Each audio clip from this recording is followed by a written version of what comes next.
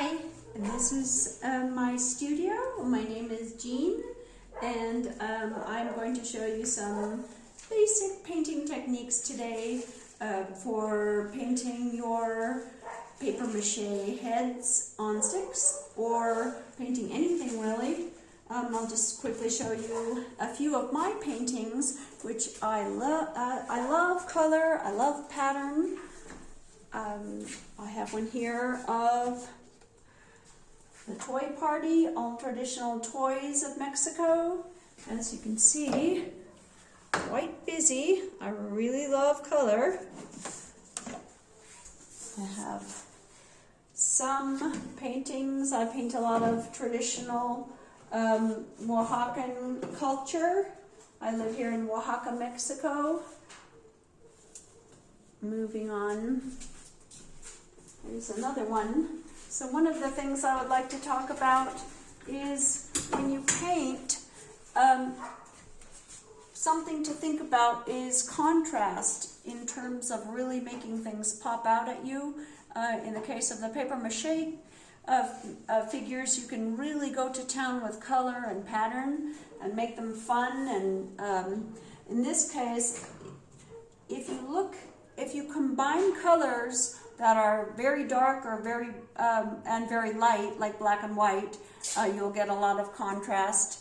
And if you combine colors that are cool, like greens and blues, with colors that are warm, like reds and oranges, then you really get things to stand out. And white is, if you have a nice bright white, you pretty much, that'll pop out with off of almost anything. But those are things to think about when you're painting your heads or painting anything you like, that you really want to try to keep colors, place colors together that are opposites, bright against dark, or warm tones against lights. The pink is a form of red, with diluted red, and the green is a cool color, for instance. Also, just when you're painting, just really have fun and don't be afraid, because one of the things that I love about children's art, young children just don't worry about how it comes out. They just do it for coming from their heart, coming from their soul, just freely flowing, painting, and not worrying about, oh, I'm not good, this isn't going to turn out right. Because if something doesn't turn out right, you can just make another one. And a lot of it's, every time you make something new, you'll be learning and working through processes. So yeah, don't let anyone tell you that you can't paint because you're not good, because everybody is an artist if you want to be. If you feel like painting, if you feel like working with your hands, sculpture, whatever it is you do, just go for it and have confidence and enjoy yourself.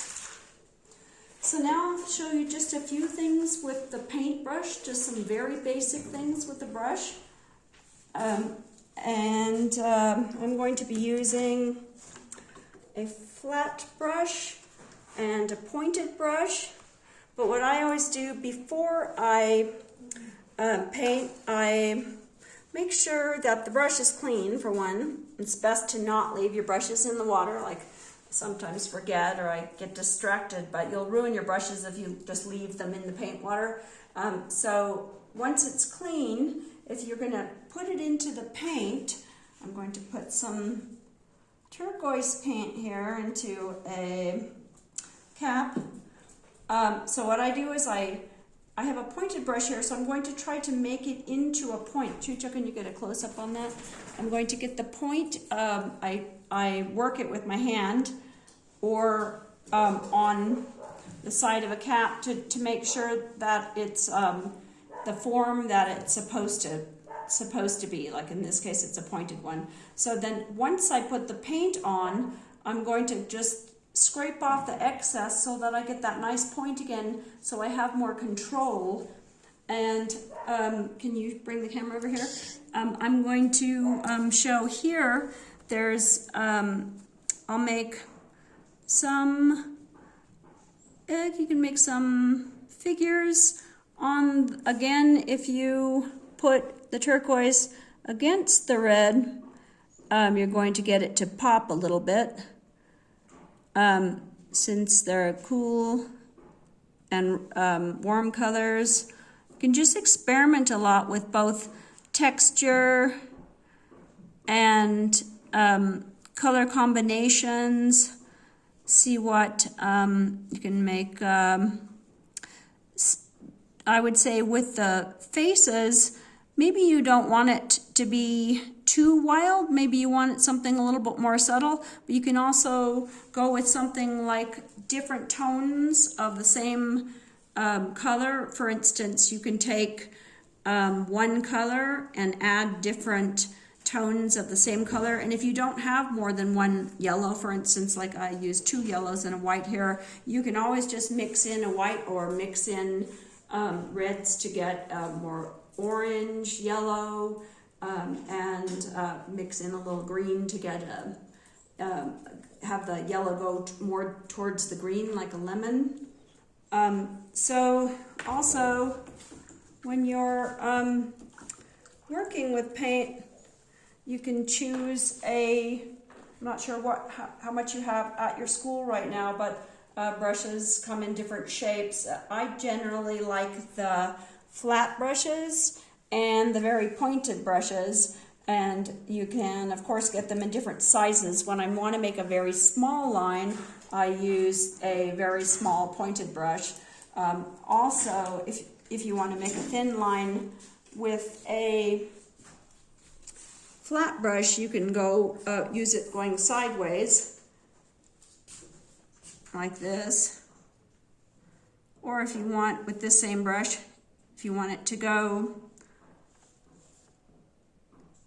you can fill in areas using the flat part or that, so that's nice. Also, you can turn it to its side and make it into a point.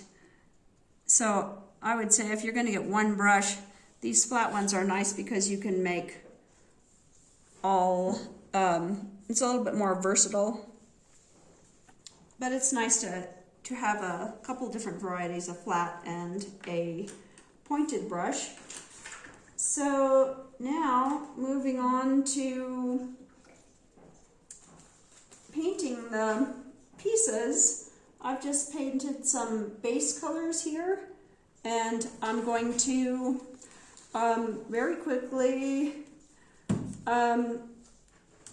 put on some eyes.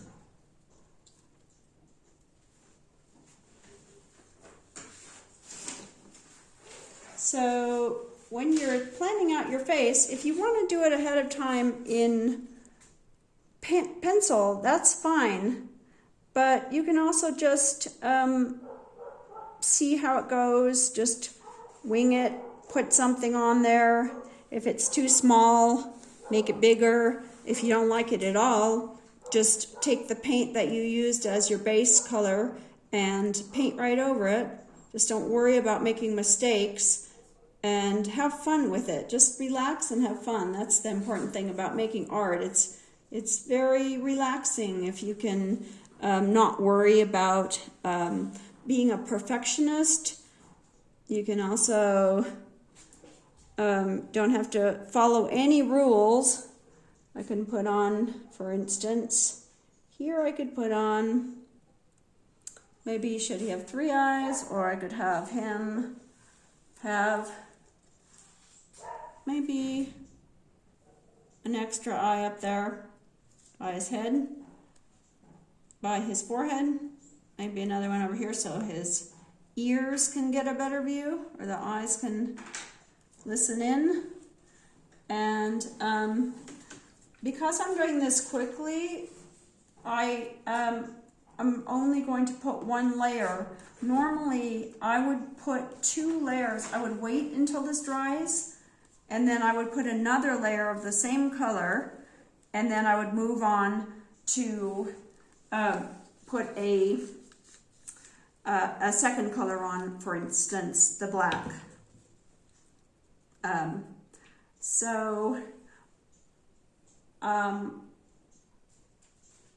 yeah, you can just go to town. You can outline them or just leave them simple, or you can make a more realistic kind of an eye with a pupil in it. There's just no rules. Whatever you feel like doing. So I don't want to keep you here. I think you should get to work and have fun. And remember, in between colors, let things dry or things will get all muddy. And clean your brushes really well. And I'd love to see pictures of what you do afterwards. And thanks for coming up and visiting me in my studio. Do you want to end by, here's some faces I've made as ideas for puppets, but you can just really go to town with colors and patterns, or keep them more simple, however you want to do. Just remember the rules of colors, that if you want to make them pop, contrast the colors. Okay, hasta la vista. Bye.